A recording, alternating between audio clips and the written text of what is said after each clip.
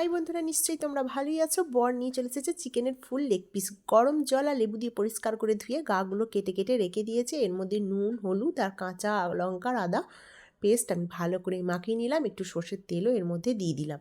মাখিয়ে আধ ঘন্টার মতো রেখে দিয়েছিলাম। এরপরে কড়াইয়ের মধ্যে দিয়ে দিয়েছি পরিমাণ মতন সর্ষের তেল, অবশ্যই গ্যাসের উপরে চাপিয়ে। তারপরে আমি চিকেন লেগ পিসগুলো ভালো করে এপিট ওপিট করে লাল লাল করে ভেজে ফেলেছি।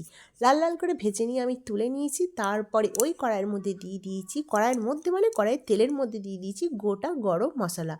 তারপরে দুটো তেজপাতা, দুটো শুকনো লঙ্কা, পেঁয়াজ কুচুনো, রসুন কুচুনো দিয়ে ভালো করে নাড়াচাড়া করেছি। তারপরে দিয়ে দিয়েছি টমেটো কুচুনো আর ক্যাপসিকাম, স্বাদ মতো নুন দিয়েছি।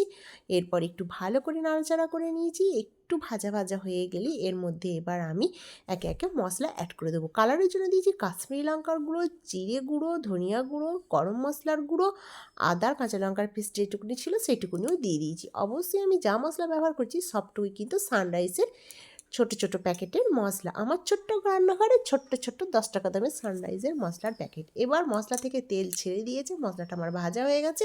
এর মধ্যে দিয়ে দিয়েছি 1 কাপ দুধ। এটা ভালো করে কষিয়ে নিয়েছি। এবার দেখো চিকেন লেগ পিসগুলো আমি একে একে দিয়ে দেবো। এরপর দেওয়ার পর আমি এর মধ্যে চাপা দিয়ে দেবো।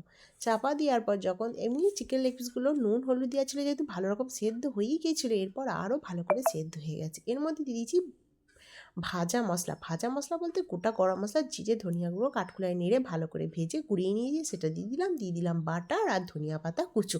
এইভাবে আজকে আমি চিকেন লেগ পিসের রেসিপিটা বানিয়ে ফেলেছি।